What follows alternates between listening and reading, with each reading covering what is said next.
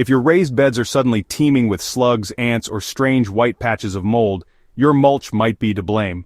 It's one of the most overlooked mistakes in backyard gardening, using the wrong kind of mulch or using the right mulch in the wrong way. Many gardeners believe all mulch is good mulch, but that simply isn't true, especially in the confined environment of raised beds. Some mulches actually attract pests, trap excess moisture, and encourage mold that suffocates young plants. If your beds have been underperforming despite all your effort, this guide will show you exactly why and what to do instead. Let's start with the materials most commonly misused: fresh wood chips, bark mulch, pine straw, and thick grass clippings. These are often praised for weed suppression and moisture retention, but when used in raised beds, especially without composted soil beneath or in humid climates, they can become a hidden problem. Raised beds are already warmer and more contained than in-ground gardens. When these materials are layered too thick or pressed against plant stems, they create a perfect storm of excessive humidity, oxygen-deprived roots, and stagnant airflow. That's when trouble begins. Fresh wood chips and bark mulch might seem like a natural choice. They're free, abundant, and visually appealing, but there's a hidden danger lurking within. Wood chips are a food source for termites, carpenter ants, and sometimes even cockroaches. Once they settle into your mulch, they're only a step away from entering your home or wooden raised bed structure. These bugs aren't just creepy, they can chew through garden boxes, plant stems, and irrigation lines. Even worse, the fine particles in some bark mulch can become waterlogged, fostering artillery fungus, a nuisance that launches sticky black spores onto nearby walls, tools, or even your car if your beds are near the driveway. Pine straw and grass clippings pose a different issue.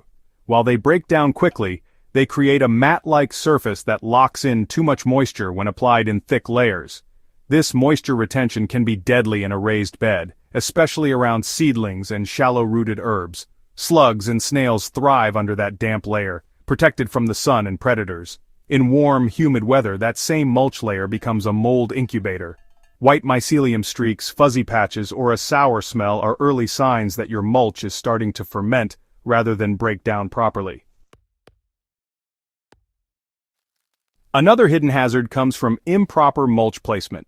One of the most common mistakes is piling mulch right up against plant stems or the wooden edges of the bed. This encourages rot, provides hiding places for pests, and restricts airflow around the plant base. Raised beds are supposed to offer improved drainage and better air circulation, but poor mulching techniques can negate all of those benefits in a matter of days. So what should you use instead? The best mulches for raised beds are clean, well-aerated, and biologically active. Shredded leaves, for example, are readily available in most yards and neighborhoods. When applied in a light layer and turned occasionally, they break down beautifully without encouraging pest infestations. Straw, particularly weed-free straw like wheat or oat straw, is another excellent choice. It creates a breathable mat that blocks weeds and retains just enough moisture without becoming soggy. For gardeners looking to feed their soil as well as protect it, well-aged compost is unbeatable. Compost acts as mulch and fertilizer in one, keeping the surface of your soil protected while feeding microbes and plant roots below. A fine layer of compost around young transplants can also act as a buffer if heavier mulch is applied farther away. If you're in an area with persistent pests, cedar mulch or cypress mulch might be your best ally. These contain natural oils that repel insects and resist fungal decay far better than untreated wood chips. Once you've chosen the right material, the next step is mastering mulching technique. Keep your mulch layer between 2 and 3 inches thick, any more, and you risk blocking airflow and creating swampy pockets beneath the surface. Never let mulch touch the base of your plants. Leave at least an inch of space around the stem to prevent rot and pest access. And most importantly, avoid mulching too early in the season. Wait until the soil has warmed up and dried out in spring. Applying mulch on cold, wet soil traps moisture and delays root growth just when your plants are trying to get started. If you notice issues like slimy mulch, yellowing seedlings, or an uptick in pests, don't ignore it. Gently rake back the mulch, allow the soil to breathe, and remove any infested or moldy material. Adding a dusting of dry compost or shredded leaves over a problem area can help restore balance quickly. In some cases, Even just aerating the mulch with a fork can make a huge difference in moisture control. The truth is, not all mulch is created equal, and not all mulching methods serve your garden's best interest. Raised beds are an investment in soil health, efficiency, and productivity. Using pest-attracting or moisture-trapping mulches undermines that investment. Instead, focus on materials that support soil life, regulate temperature and moisture, and break down into humus over time.